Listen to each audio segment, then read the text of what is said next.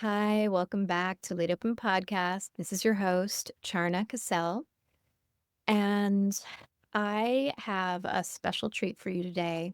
I have this tendency where I have these really enlivening and dynamic conversations with my guests after I stop recording. And I have this fantasy that one day I'm not going to stop recording and you're going to all get to be part of it. I feel very grateful for what I get to do and the conversations I get to have and these remarkable beings that I get to spend a tiny little slice of time with, especially when I've read someone's book. It feels so intimate and like such an honor. Today's guest is Bonnie Buckner, and she's a creative dreamwork expert, the author of The Secret Mind Unlock the Power of Dreams to Transform Your Life, and the founder and CEO of the International Institute for Dreaming and Imagery, where she teaches individuals and organizations how to use dreaming and imagery to enhance their creativity, learn problem solving tools, and to discover and bring to fruition their great dream of self. Welcome, Bonnie. Learn how to live embodied. Your life is about to unwind. Uncover new tools and start healing.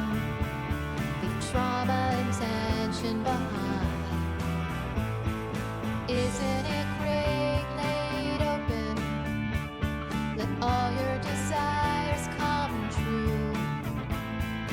How can you live laid open? Imagine yourself brand new. Imagine yourself brand new.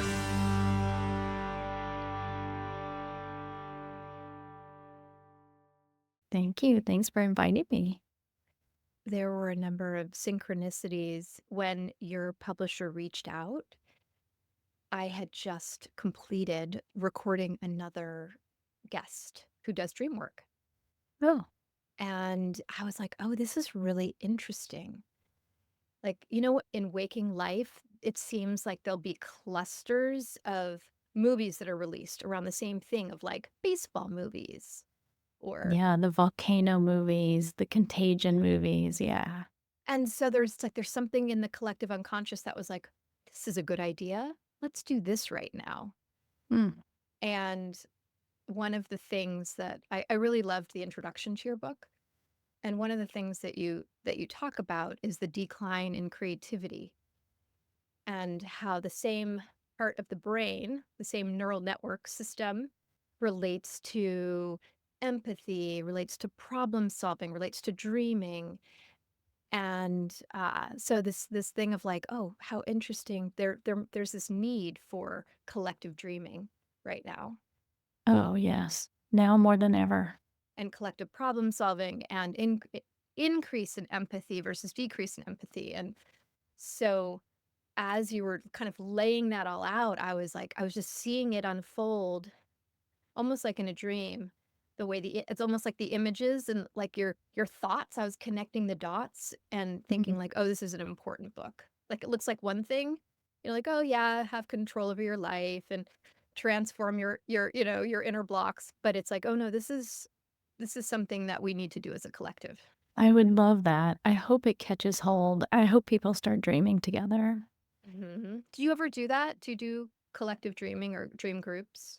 Absolutely. So I have an institute for dreaming and imagery, and we teach dream classes. And there are some people that have been taking classes with me for many years. We've been dreaming together a long time. Yeah. And there's an energy that starts to develop with people who've been dreaming together for a long time. And we begin to sort of start to work around a similar theme. Not that it's planned at all, it just emerges. And with that emergence, we all start to get a little piece of this facet, that facet. And it's Mhm. really interesting. The way that we can kind of set intention before going to sleep, like for people out there who don't really remember their dreams, they can set the intention, I'm going to remember my dreams, saying it out loud or writing it down. And then, that can pick up momentum. Do you also, as a collective, ever focus on world problems? Well, we don't necessarily focus on world problems, but it comes up. But it comes up Right. in different ways. Like Mhm. you talked about at the beginning a few minutes ago of this book is about dreaming as a collective. It's more than just, unblocking ourselves, but Mhm. just quote Yeah, I unquote just unblocking ourselves, right? huge. It's where exactly there's conflicts that happen that can be avoided and things can be smoothed out, and that can change whole systems. It can change the way teams operate, it can change the way organizations are run. It's so powerful. Mhm. Mhm. I was actually recommending your book to, a client who's the head of a large organization, um, and working to impact climate change. And I was talking about it in these terms of like creative solution. Like, how do you access that part of your mind that can come up with? I mean, we do teach Yeah. dream incubation. I haven't sat down with a group to incubate climate change, for example. Yeah. But what I can say about that, and this Yeah. is really important, the people who've been dreaming for, a little bit of time, not even a lot, just a little bit of time Mhm. with me, Mhm. begin to dream of such greater possibilities. And, right now, climate change is a big thing for me right now because there's Mhm. a lot of people, the latest statistics have come out of the biggest ever climate study. You just shivered. So, people's anxiety is through the roof about climate change. And Mhm. I see in many of my dreamers dreaming of a verdant world and a Yeah. peaceful world, a green world. Having that image and the experience, the felt sense of being in that is so important because Yes. if we just rest in this place of anxiety, we don't solve problems. We totally stagnate because we just feel like, it's like, let's pull the covers over our head. There's a monster in the closet, but I don't want to look at it. Mhm. Mhm. When we start to see possibility like that, then we are much more interested in finding solutions for it. Mhm. It Mhm. motivates us and moves us. Yeah, yeah. And so the default mode network that relates to creativity and dreaming, also anxiety and depression. And I'm curious, have you had clients who have trouble rumination and or existential dread and then use dreaming to shift from a space of rumination into a place of possibility? That happens all the time at the Institute. I mean, that's a key feature of this work is, that kind of rumination is a stuck emotion. Yeah, So I know you read the book, so you know yeah. about the life plan, and it's about, our life force energy stagnating. Mhm. So that Mhm. ruminating, one way I can speak to that is a repetitive nightmare. It's just in waking time. Yes. So all of the tools at the Institute for working with, shifting those kinds of dreams into clear dreams and great dreams and dreams of light apply because Mm, whatever we're dreaming at night, we're having a corresponding experience in our waking time and vice versa. yes. So, my listeners, I'm a somatic trauma therapist and so and a sex therapist. And really what that's all about to me is exactly this, is vitality, is the what hinders, what blocks vitality and what allows it to flow. And I love that your dream book goes in that direction. It's very somatic, it's very sense-based. So any people listening who are very interested in somatics and don't think like, "Oh, dreaming, schmeeming," like this is the right dream book for you. Yeah, I mean, people do think, okay, dreaming comes from your head. It's kind of like a Yeah. fantasy. No, it comes from our bodies. It's our bodies that are alive, that are Mhm. interacting in the world. Mhm. Mhm. And I love the way that you break down people have thoughts. You're gonna be able to say it better than I, but people will have thoughts and they don't realize that there's an image that came before the words that they're speaking that informed that thought.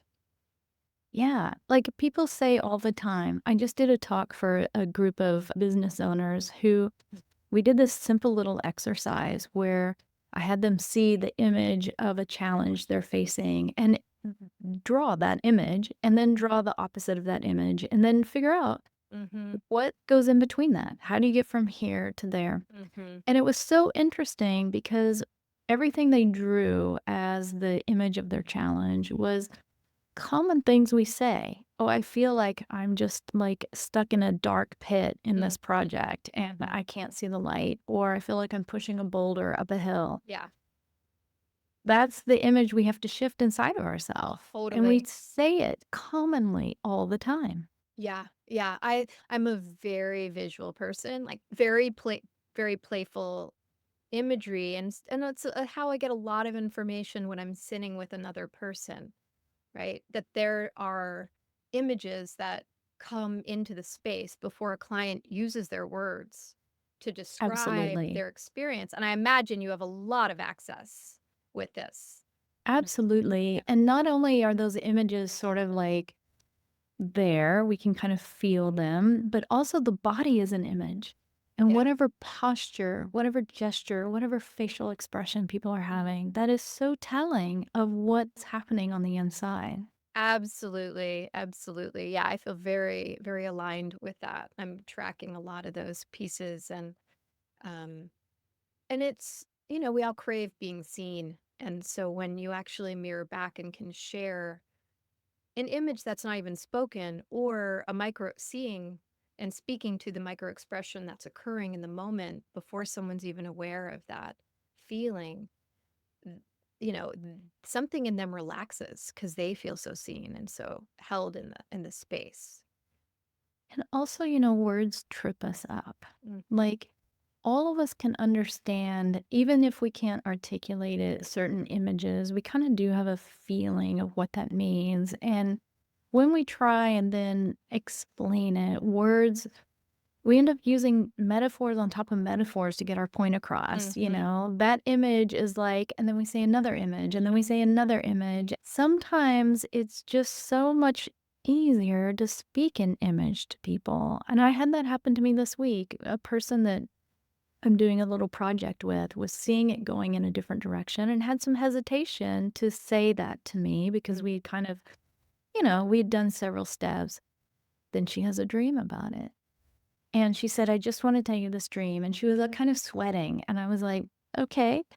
And she tells me the dream. And I was like, "Well, then we go in a different direction." I mean, it's so simple, it's so clear. And I had already been feeling it like Yeah. 2 hours before our phone call. I was thinking, I think this is going to go in a different direction?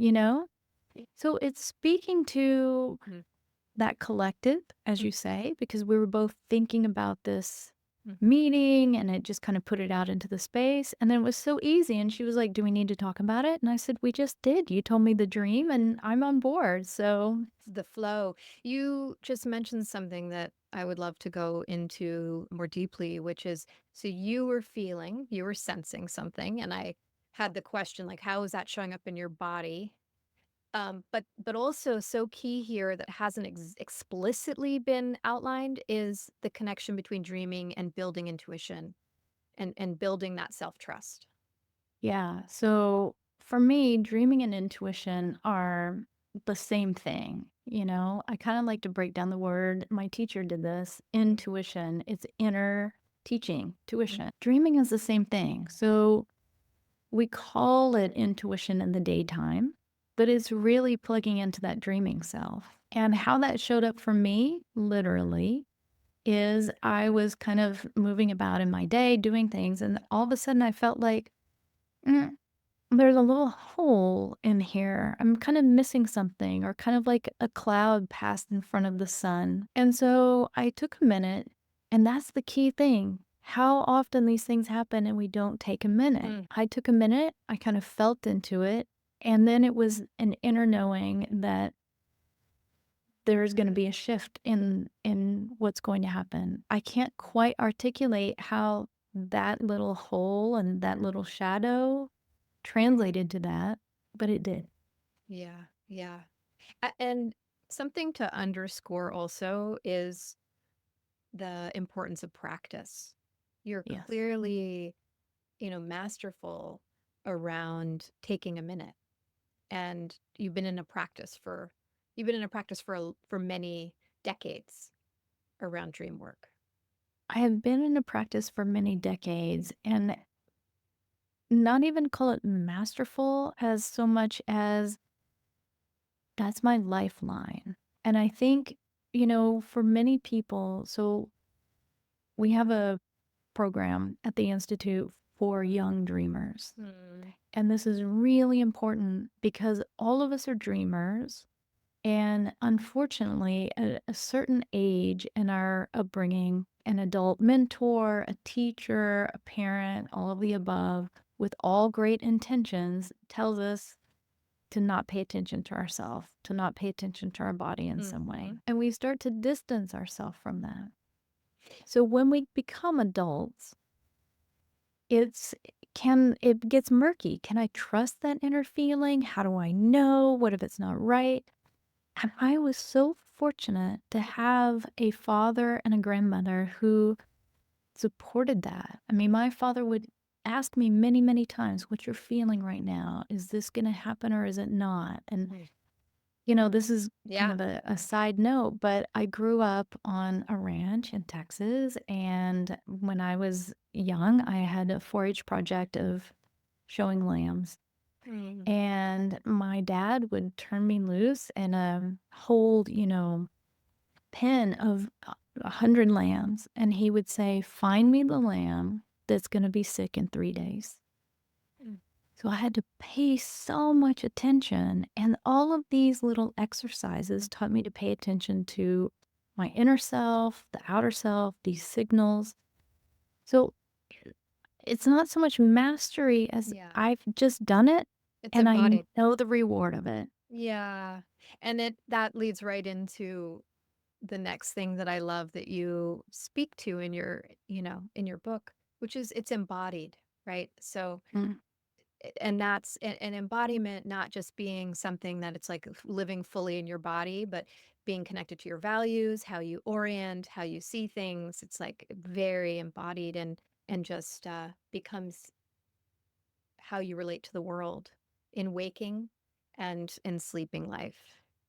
yeah, and, we have so many different exercises we give Mm. people to help them come back to their bodies. I know you probably have a million as well. Like, coming back to our bodies is so important. Every time we take a wrong road, it's because we've somehow, like, jumped out of it some Yes. way.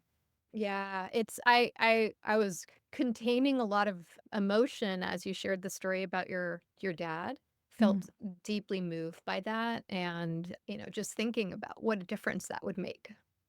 mm, Even, what's happening in the United States right now, the kind of leadership or lack of leadership that we have, and just thinking like when someone needs to have power over versus attuned to who's sick in this space, the lack of teaching and presence that they must have had from their own parent, right? That lack of attunement that they had for themselves, you know? mm.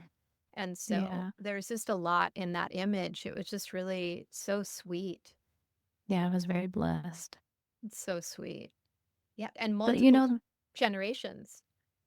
yes. And that's why, now we're so adamant about this program for young dreamers. And it's so interesting because we give them a homework at the Mhm. beginning. Go ask your parent or the person who raised you, your guardian, do they have a dream story? Mhm. And everybody comes back with one. And then the parents start emailing us and saying, "I haven't thought about that in so long. I'm interested now. Why didn't I ever tell that to my kid?" Because often those dream stories are often from the mother and they're Yep. often about knowing that they were pregnant or knowing if it was a boy or a girl, having Yeah. the sort of sense of their person inside them. Well, and it's interesting, like thinking about the connection between dreaming and embodiment, and is dreaming a tool to help you become more embodied, or what's my question? I was thinking about how disembodied I had to be as a child. But Mm, I've always been a lucid dreamer, like a very, very rich dream life. And, you talk about great dreams and the distinction between different kinds of dreams. And I used to fly and ride bikes way before I ever knew how to ride a bike. I'd be Hmm. like riding a bike in my dream, and then I'd go from riding a bike to flying, having these and it was really sweet for me to think back to a time that wasn't safe. Like my external world was not safe, yet I would have these awe-inspiring wonder-filled dreams. And so it was an opportunity in a way. It's like for me to be I was more embodied in my dream life than I was in my waking life. Yes. And what's so great about that, and Yeah. one of the things that I think is one of the gifts of lucid dreaming is, you know, whatever we feel physically, we know it's real. Mm. That's really our barometer of what's real and what's not real is what's physically felt. And the experience of lucid dreaming Mhm. is you use the words awe and wonder filled. It's also the sense of capable. Look what I can do. Mhm. So, if there was a childhood where I wasn't able to do as much in certain times and places in my life, that reminder of that experience Mm. of how real it is, of how much I can do, Yeah. is really important. Right. When you're talking about the Dream Institute and working with kids and thinking about like, well, how do these kids find you? Is it families that are already really invested in the wellness of their children and the resilience of their children, or are you working with kids that are also neglected and have a lot of trauma? So that was one question that came up because when kids don't have those external resources to support them, being reminded and fostering, those having those seeds planted is such an important thing. Yeah, I mean, we work with all kinds of kids. We typically work with like foundations that are doing projects, performing arts foundations that are doing Mhm. some kind of like creative development with kids and things like this. Mm. We have done some projects with displaced persons groups and housing and things like this, especially in Europe. So people from Ukraine and Syria and Yeah. Afghanistan. And, that's another amazing and wonderful thing Mhm. that children are they're little superheroes, every one of them, Mhm. and it's really the adults that take a lot longer to move somewhere new in their life. The kids, Mhm. they just, like, bounce and keep going. They're amazing. Yeah. Mm. So resilient in certain ways, right? I was just visiting a friend, and the daughter, who's 5, had nightmares a couple nights in a row. And so, what's your advice for a parent who's navigating a child who has reoccurring nightmares? Yeah, it's so easy to just talk about nightmares to a kid. I hesitated before saying that because, just one caveat. Mhm. You have to speak the dream language because kids speak dream all the time, Mhm. and adults tend to adultize Mhm. everything. Mhm. So, for example, one young person we worked with, there was this terrifying nightmare of this black swan that flew into the playground and everybody ran to the corner. And it was so terrifying for her. Well, you play with it. So, what does the swan really want? Can you find another perspective? Oh, maybe she wants to be a friend. Okay. Is she still terrifying? No. So, you just move with what is presented. Mhm. Mhm. Yeah. Yeah. I'm looking forward to sharing this episode with them, with the parents, because I also was like, how much do you, when you're interacting with, I mean, obviously people know you're a dream expert, so I imagine they would actually ask for your support if their kid was having a nightmare. But I sometimes hesitate. It's like, unless a resource is being asked for, Oh, I don't a impose parent. anything on Yeah, any yeah. adult or anybody. Mhm. They have to, be Yeah. interested. But I'll tell you, I made a fun little animated video Oh. on a dream that a friend of mine's son had. Mm. And she said, he's asking for mom's friend to talk to him about this nightmare. Will you talk to him? And I was like, yeah, sure, no problem. So he said, I've lost my superpowers. And I said, what superpower? And he goes, I don't know how to fly anymore. And I said, well, what happened? And he said, well, I had this dream that we were all in a village just kind of doing stuff. And there was one road leading out of the village, and suddenly this big scary wolf came, and everybody ran inside, and it was only me left outside. And the wolf was blocking the path to leave the village. And I tried to fly because normally I can fly in my dreams in this moment, and I couldn't fly anymore. And so I've lost my superpowers. So we did a very easy exercise. Mhm. We went back into the dream, and he had told me, I have, friends who have dogs and I know how to give them treats. So I said, reach into your right pocket and pull out a treat. And he said, oh, I pulled out a pink healing crystal. And suddenly he and the wolf were flying together. And it was all fine. And he had his superpowers back. And I told him, I said, you never lost them. And he was up to be MC for a school play. So he got scared about that. And after that, he did a great job and it was all great. But see, this is the adultizing. That wasn't needed. That little piece wasn't needed. Just dealing with the wolf. And by the way, like you riding the bike when you didn't even know how to ride a bike yet, my friend said to me, we've never talked about a pink healing crystal ever. Like, I don't know where that came from. It comes from the collective. It comes from other things that we can sense and know. Yeah, it's interesting. There's a very specific somatic thing that I would do to fly that always remembered, and it's like my eyebrows raise up and my I do this thing, and then I can like shoot up and fly. And so I was just watching you. Are there some universal repetitive movements and things that you see people describe in order for instance, in order to To fly? fly in lucid dreams? Like one thing. Yeah. Maybe. I haven't thought about, what people do to make themselves fly Well, in lucid there's this dreams. very specific Yeah, sensation that I do, and then yeah. way before I ever saw an image of, like, astral travel, and then you, like, kind of see this movement, and I'm like, "Oh, is it the same movement?" Or yeah. I know in my lucid dreams, very frequently, one of the things that I do is I just throw myself like diving to the ground. And as soon as, like, right at the second you think, oh my gosh, our head's going to crash on there, it Mhm. opens into an ocean or it opens into another world or it opens into a door or something like this. Mm.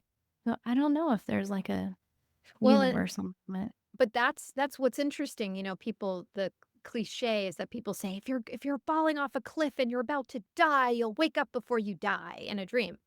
But what you're saying is that what could seemingly feel like a nightmare in one moment, like there's a plummeting, whatever, you're plummeting down to the ground, suddenly something opens into, you know, all this possibility.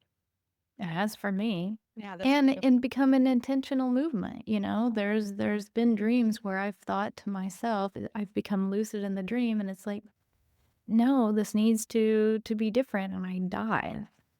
You lift Mm. up, I dive. So I'm curious about sex dreams, right? So sometimes, I'll work with people who say they're not orgasmic. And Mm. I've asked people like, "Well, do you ever have sex dreams? Do you have orgasms in your dream?" And it's interesting because 'cause they're like, "Well, yeah, I have an orgasm in my dream, but I don't know if my body actually does." And my experience is Yes, it that does. yes, it does, absolutely. Like, if you were to, connect, I don't know, an EEG and, like, body scan technology, like, it would show. So say more, please. Well, I mean, these are probably more, female identifying clients that you're Right. So talking about? it's like the proof is, not proof is in the pudding. That's a little too.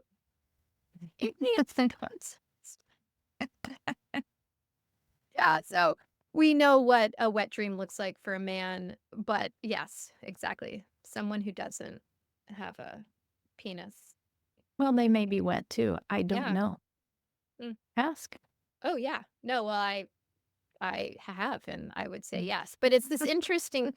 What I feel like it points to is that the interesting place of, very linear adult thinking that Yeah. doubts. So here's the thing.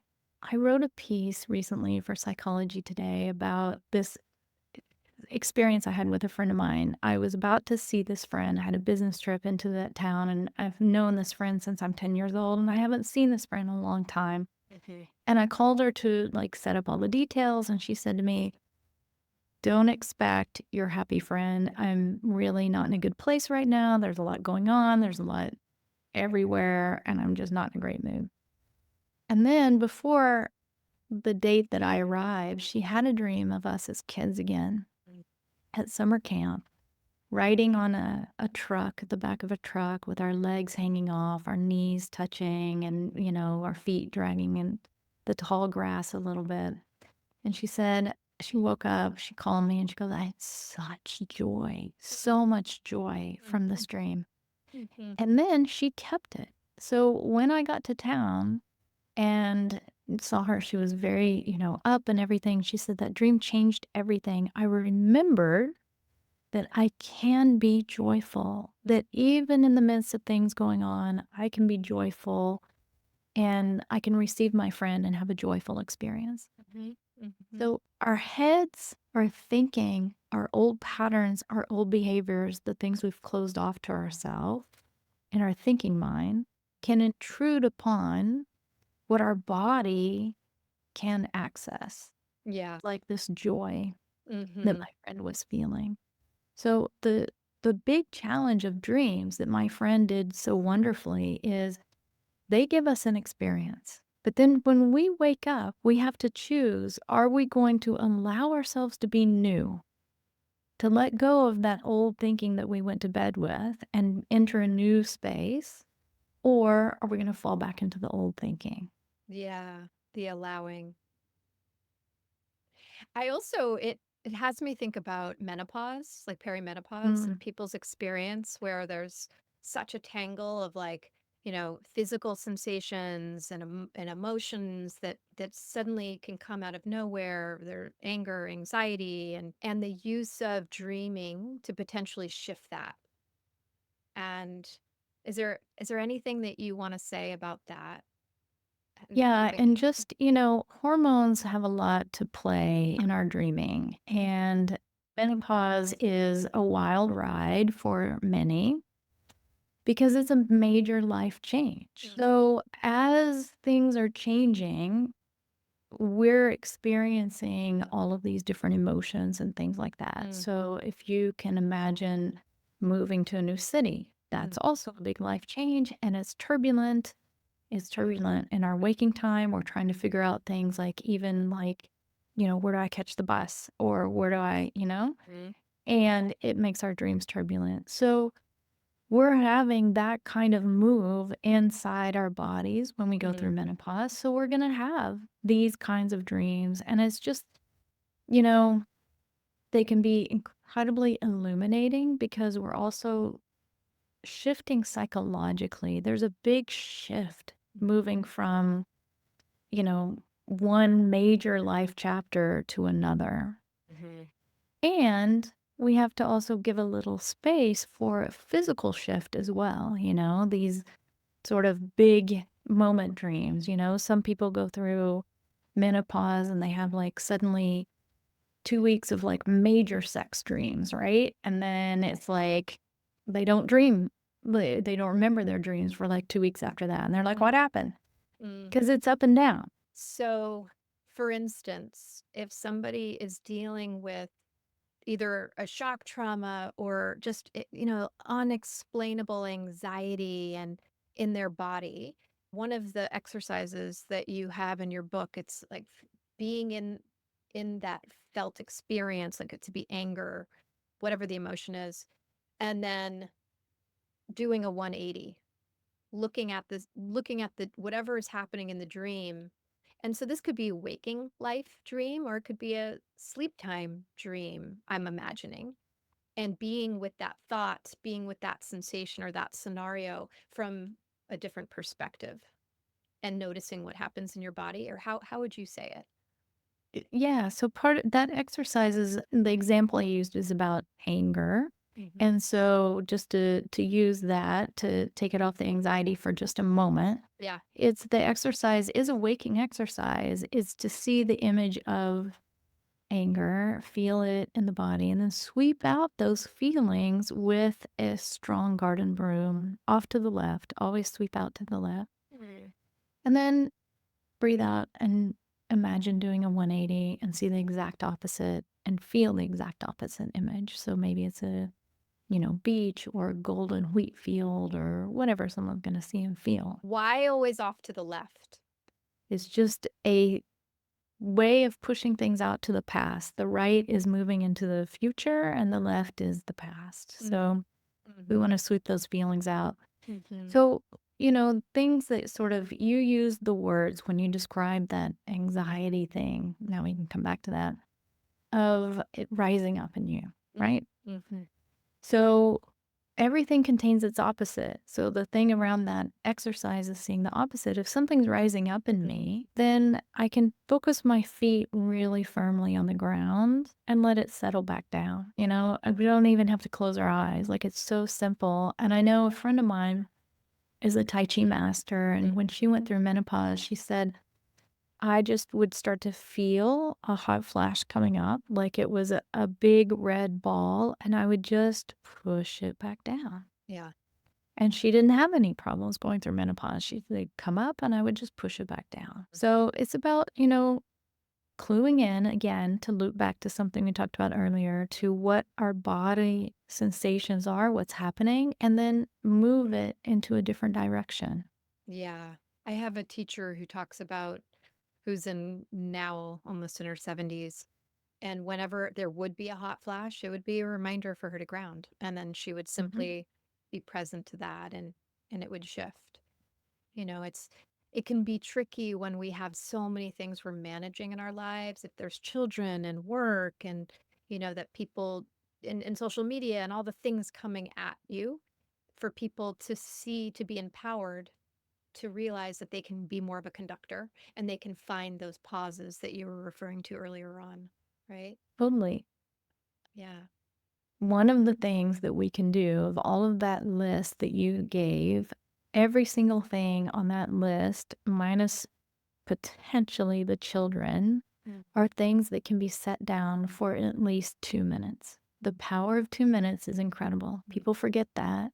And there's this sort of mentality of like, oh my gosh, I'm so overwhelmed. And that's really big. So I have to do something really big, like going away on a retreat for a week to deal with it. 2 minutes. Just set something down, get quiet, and listen to yourself for 2 minutes. That's it. Knowing that you are worth giving yourself that, right? That I think that's an epidemic problem. Mm. People just deciding I get to be, especially for moms, right? I get to give this time to myself. And if you're in fight flight, if you're in that kind of your nervous system is just chronically jacked up, not even believing and seeing that you can take that time for yourself and the world is not going to fall apart.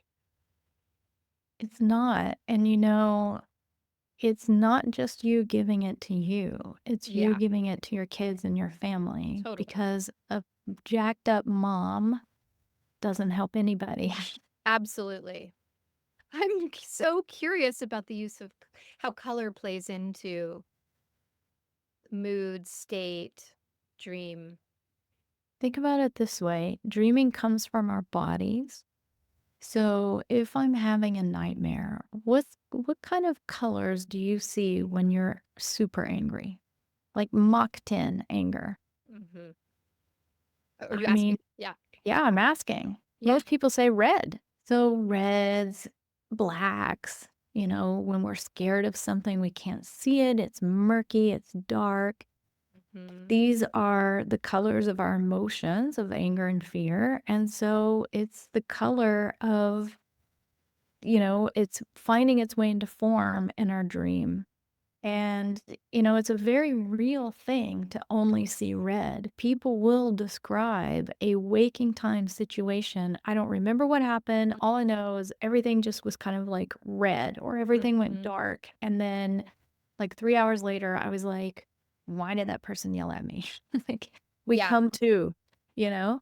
Conversely, when we have these moments of just incredible brilliance in our life, there's this explosion of color, like really deep colors, beautiful colors. And we approximate that as well to nature. I know outside my window right now, there's this incredible fuchsia crepe myrtle. And just standing there, like everything is expansive in me looking at this color. And so these are the kinds of great dream colors, you know? When a lot of times these days people look at like the Hubble telescope colors and it's all celestial and these greens and purples, and we feel celestial Yeah, sometimes within ourselves, you know? absolutely.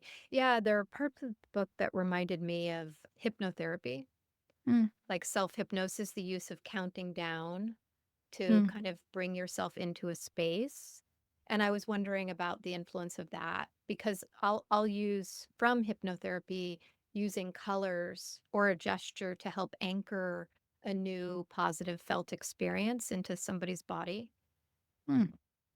Well, I don't know hypnotherapy, so it wasn't influenced by that. I Okay. do know that Colette Albuquerque-Muscat, who is the more modern sort of teacher of this particular dreaming lineage, Mm, she used that. Her father was a renowned neuroscientist, mm, and I don't know if that came from him or her, but mm, she used that to go from looking out to looking in mm. very easily, you know, relaxing into the body, shifting the breathing, and getting into a receptive state. Yeah, beautiful. The other piece that feels really important to say is the use of guided imagery in, whether it's healing something physically or emotionally. And I'm curious about that as it relates to dream work in terms of, because again, like our, you make a very clear point that there's waking dreams and sleep time dreams, and that we actually have so much more control than we think we do. And if we conduct these experiments or exercises through our own, whether it's someone else that's guiding us or we're guiding ourselves, what have you seen Yeah. the healing potential around like physical ailments? Well, the thing about our inner self Mm, is the language of our experiencing is image. mhm, So I use a different term than guided imagery mhm, because it's not about, there are certain kinds of guided imagery that are quite scripted. And what distinguishes this work of like going back into a dream to address a necessity, for example, is to tap into our spontaneous inner imagery. mhm. So, from a cognitive and neuroscience perspective, image is our blueprint for action. Yeah. So I'm sure all of your listeners have done this. I actually did it earlier today. You open the refrigerator and just stand there and like you become a zombie because you don't really have in mind yet an image of what you want to eat or cook. Mm, It's not until we have an image that we actually can make an action, which means that that image is where we can change that action. mhm, So if that image is blocked, I can go back in and I can work with that image to shift it. And it mhm. shifts me in total. But the thing is, it's spontaneous because our body is quite spontaneous. Healing is spontaneous. Yes. It's not scripted in any way whatsoever. You know, Mm, every medical doctor will tell you, I give the same pill to 100 people and there's 100 different reactions to it. So the way our body wants to move to shift itself is unique to itself. mhm, So if I'm, having a nightmare that I'm being chased by a monster, and I go back into that dream to shift it in my imagination, and I turn around to face the monster may change just by virtue of the fact that I turned around to face it.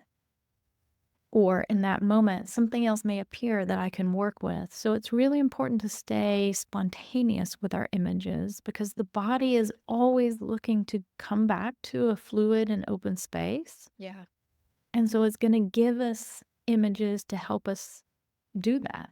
completely. I do body work with clients and have very much personally experienced how much I've healed through imagery.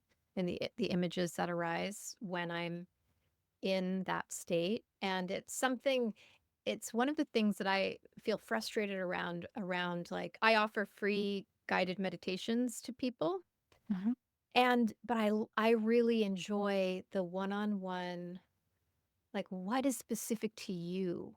How would this meditation shift to what's happening for you in this moment? And Yeah. so I don't I even doing a podcast, doing something, speaking to a general audience rather than like that, the specificity of what is going to be evocative for you is, yeah, I find that somewhat challenging.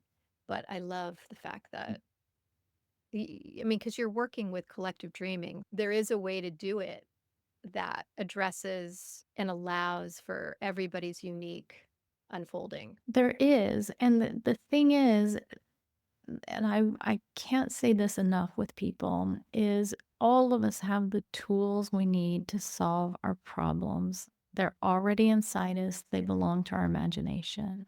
Mm, mhm. And that word imagination has been burdened with some negative connotations in that same, period of our childhood where it's like climb out of your imagination and get serious and learn algebra, Mm, that kind of thing. But it's our imagination that tells us how to solve problems, how to look at something from a new perspective, how to, you know, imagine different outcomes to something. So when people really sort of root down into that and realize that the things that are coming up in the imagination are not fixed, yeah. I can interact with them, I can hear what they have to say to me, and I can also, you know, interact and shift certain things. If there's a door that's shut, I can open it. If there's a dark room, I can turn a light on in it. It's so much more playful, Mm. and we move into healing and balance very quickly when we do that. And this piece that you just mentioned, it's seeing what's the necessity is what you talk about in your book. Like, what's the action? Oh, it's dark. I can turn on a light. Yeah, I could flush the toilet's overflowing. I could flush the toilet. exactly. But it's amazing Yeah. how much that trips people up. Oh, yeah. Yeah. When sometimes I say to people, okay, you're in front of a toilet, it's about to overflow. What are you going to do? And they just kind of stand there and they're like, I don't know. I maybe get a mop. I'm like, no, you just flush it. It's like so simple, Yeah. but it's getting into the habit of understanding I can take action. I don't have to call someone else. I don't have to wait for a janitor. I can do it. I actually felt very seen by that particular example because I had a reoccurring nightmare throughout my like a long portion of my life, not just childhood, about wading through like feet of caca in public restrooms. And so it's just like this, oh, it's repulsive, right? And so it feels out of your control because you're like, well, clearly, if it was as easy to flush it, but you're talking like going back, it's almost like playback theater, getting to rewrite the ending in waking life to We're that not dream. scripting it, just intervening. Yeah. Yeah, allowing, trusting you can overcome that freeze response that may have been creating that blockage, Mhm. and you can take action now. It's a Just by different going way. back in, you've overcome it. Yeah. Yeah. Choicefully going into the poop room. Exactly. As I said, if I had $1 for everybody who's had a poop dream, I mean, and you know why? You can think about it. It's Yeah. our body. We do it every day, hopefully. And so these things, laughter appears in dreams, fear appears in dreams, Mhm. poop appears in dreams. It's the human experience. And we feel so much better when there's flow there, right? Exactly. And when there's not flow, right? It's like Hmm. there's something going on. Yeah. Exactly. Yeah. And so is there another exercise that you would like to speak us through that we can do around, I mean, it could be anything really. You know what I want to leave people with Intuition. really Yeah, yeah. is to start writing your dreams and really make a practice out of it and just get curious about what comes up in the dream. Mhm. That's another place where we tend to halt. Oh, that was too weird for me. Mhm. And don't write it down or don't speak about it. But instead of that halt and that dismissal, just get curious. What might this be saying to me right now? And play with it. Be more playful with the inner self. And how can people find you if they, whether they have children that they want to get involved in your institute or directly work with you? Yeah, Institute for Dreaming and Imagery.com or BonnieBuckner.com. We're on Instagram, Dream with IIDI, or BonnieBuckner.com. Just spell out DOT. Good to spend this time with you, Bonnie. Yeah, you too. Thank you. Really. Thanks for having me. Well, I hope you found that as interesting as I did. And I do wish you were part of the dialogue I had with her once I stopped recording. Unfortunately, that's not the case. But if you are interested around having a more sensual relationship to life, your waking dream, you can work with me individually. You could do my online course, or you can join a group that I'm going to be offering starting in January, an in person opportunity. And if you just want to start to check out more about somatics and embodiment and looking at how our belief systems inform how we move through the world and our relationships, you can check out my workbook at charnacassell.com. You can read more about my work at passionatelife.org. And if you'd like to stay connected, you can join my newsletter or follow me at LaidOPEN Podcast on Instagram and Facebook. That's LaidOpenPodcast. And thank you so much. We all have different capacities, but I believe in our capacity to grow and change together.